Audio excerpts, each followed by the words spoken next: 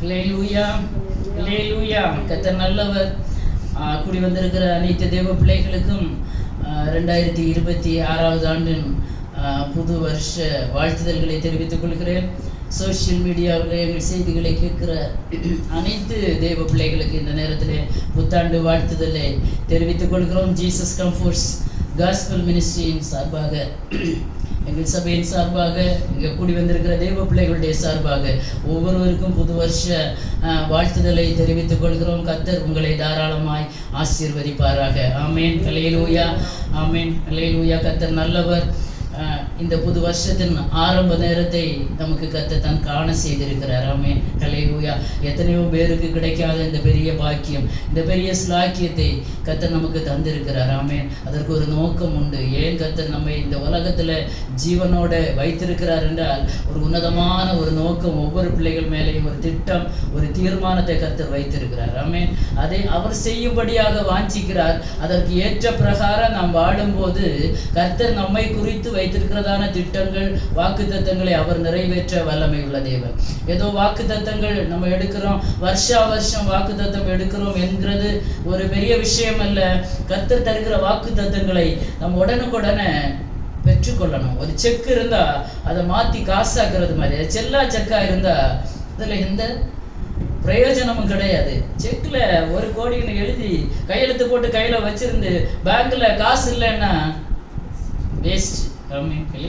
ஆனா நம்முடைய பரலோக கஜனாவில் எல்லாம் சம்பூரணமா நிரம்பி இருக்கிறது.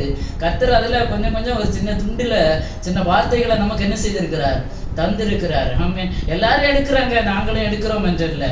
ஆசீர்வதிக்கிறேன்னு அவர் என்ன செய்வார், ஆசீர்வதிப்பார். ஆனா நம்முடைய பாத்திரங்கள் எப்படி இருக்கணும், தகுதி உள்ளதா இருக்கணும். கர்த்தரிடத்துல இருந்து ஏதாவது பெற்றுக்கொள்ளணும்னா ரேஷன் கடைக்கு போகிறது போல இல்லை. ரேஷன் கடைக்கு ரேஷன் கார்டு மட்டும் போதும். ஆனால் கர்த்தரிடத்திலிருந்து ஏதாவது பெற்றுக்கொள்ளணும்னா கர்த்தருடைய கட்டளைகள், கற்பனைகளுக்கு நாம் என்ன செய்யணும், கை கொண்டே ஆக வேண்டும். அவர் சொல்லுகிற படி நடந்தோன்னா, அவருடைய திட்டத்தின் கீழே அந்த பவுண்டரி லைனுக்கு உள்ள வந்தோன்னா அவர் என்னென்ன வைத்திருக்கிறாரோ அத்தனை ஆசீர்வாதங்களும் நமக்கு கர்த்தர் தருவார். ஆமென். நமக்கு சபைக்கு தந்த அந்த வாக்குத்தத்த வசனத்தை மட்டும் வாசித்து விட்டு நான் முடிக்க விரும்புகிறேன். உபாகமத்தின் புஸ்தகம் 28வது அதிகாரம் அதனுடைய 7வது வசனத்தை சத்தமா வாசிங்க. யாராவது உனக்கு விரோதமாய் எழும்பும் உன் சத்துருக்களை கர்த்தர் உனக்கு முன்பாக முறியடிக்கும்படி ஒப்பு கொடுப்பார். ஒரு வழியாய் உனக்கு எதிராக புறப்பட்டு வருவார்கள், 7 வழியாய் உனக்கு முன்பாக ஓடி போவார்கள். ஆமென், ஹல்லேலூயா. உனக்கு விரோதமாய் எழும்பும் உன் சத்துருக்களை கர்த்தர் உனக்கு முன்பாக முறியடிக்கப்படும்படி ஒப்பு கொடுப்பார். அப்ப சத்துருக்கள் எழும்புவாங்களா, எழும்ப மாட்டாங்களா? எழும்புவாங்க, கண்டிப்பா எழும்புவாங்க. ஆனா கர்த்தர் என்ன செய்வாரா, உனக்கு முன்பாக நீங்க முறியடிக்க போக வேண்டாம். ஆமென், ஹல்லேலூயா. எந்த ஆயுதமும், மாம்சத்தின் ஆயுதங்கள் எதுவுமே நம்ம என்ன செய்ய வேண்டாம், தூக்க வேண்டாம். ஹல்லேலூயா.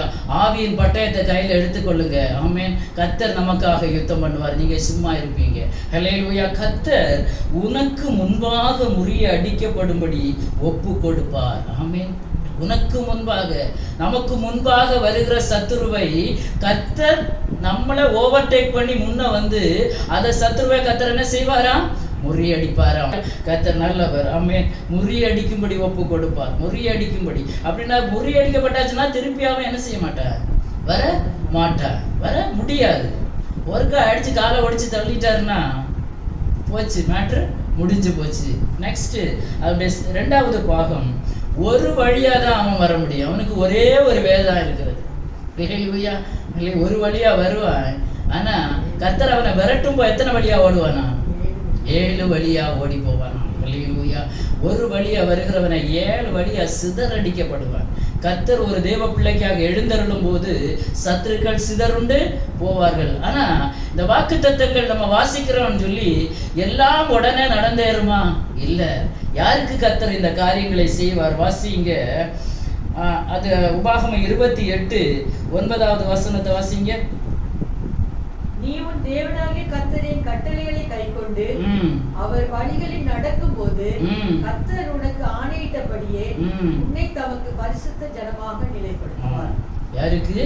நீ உன் தேவனாகிய கர்த்தரின் கட்டளைகளை கை கொண்டு அவர் வழிகளில் நடக்கணும். நம்ம வழிகளை எல்லாம் 26 கொஞ்சம் ஒதுக்கி வச்சுட்டு, ஆண்டவரே நான் எந்த வழியில் போகணுமோ அந்த வழியை நீங்கள் எனக்கு காட்டுங்க, நீங்கள் போதித்து நடத்துங்கப்பா, என் மேலே உங்கள் கண்ணை வச்சு எனக்கு நீங்கள் ஆலோசனை சொல்லுங்கள். இதுவரை நான் சொந்த ஆலோசனையின்படி நடந்து மனுஷ ஆலோசனையெல்லாம் கேட்டு நான் தோற்று போனேன். 2025 எனக்கு ஒரு தோல்வியாக இருந்தது.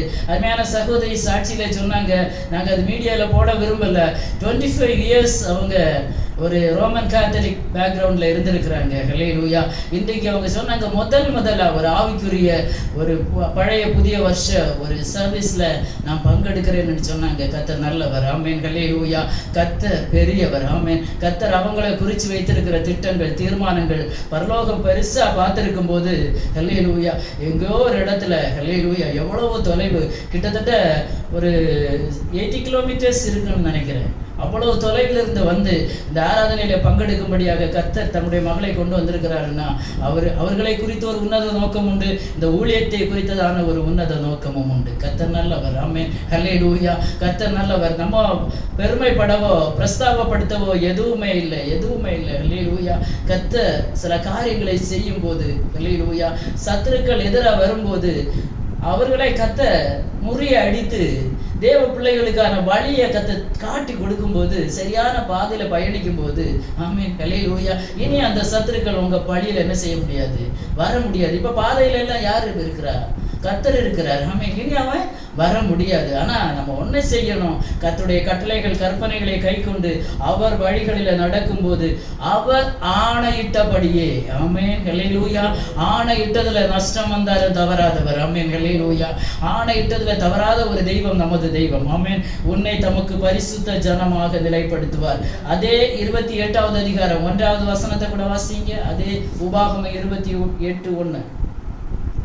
இன்று நான்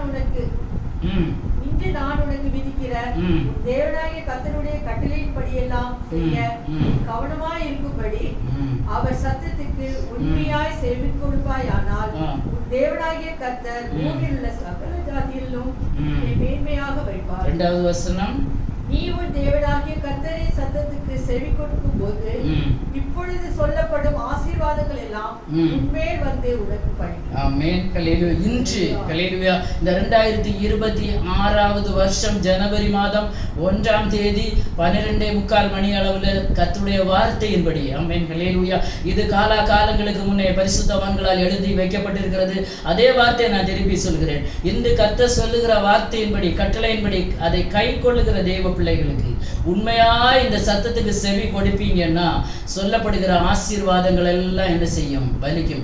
அல்ல கை கொள்ளாத பட்சத்துல எத்தனை தான் ஆசீர்வாத கார்டுகளை நம்ம எடுத்து பைபிள்ல அடுக்கி வச்சிருந்தாலும், ஒருவேளை நமக்கு ஒரு கர்த்தர் சீயோனிலிருந்து ஆசீர்வதிப்பார், வாலாக்காமல் தரையாக்குவார், கீழாகாமல் மேலாவ எல்லாம் இருக்குது. பட்டணத்தில் ஆசீர்வதிக்கப்படுவாய், வெளியிலும் ஆசீர்வதிக்கப்படுவாய். ஆனா கட்டளைகள் கற்பனைகளுக்கு கை கொள்ளவும் மாட்டேன், ஆண்டவருடைய சித்தத்தை செய்யவும் மாட்டேன், அவருடைய பாதையில் அவருடைய வழியில நடக்கவும் மாட்டேன்னா எதுவுமே நம்ம பெற்றுக்கொள்ள முடியாது. இன்னைக்கு இந்த புது வருஷத்துல ஒரு தீர்மானம் எடுப்போம். ஆமென். ஆண்டவரே, நீர் காட்டுகிற பாதை, நீர் நடத்துகிற வழியில என் கையை பிடிச்சு நடத்துங்கப்பா. ஒருவேளை 26வது வருஷத்துல கர்த்தர் வைத்திருக்கிற பாதை நமக்கு இன்னும் தெரியல. ஆமென். ஹல்லேலூயா.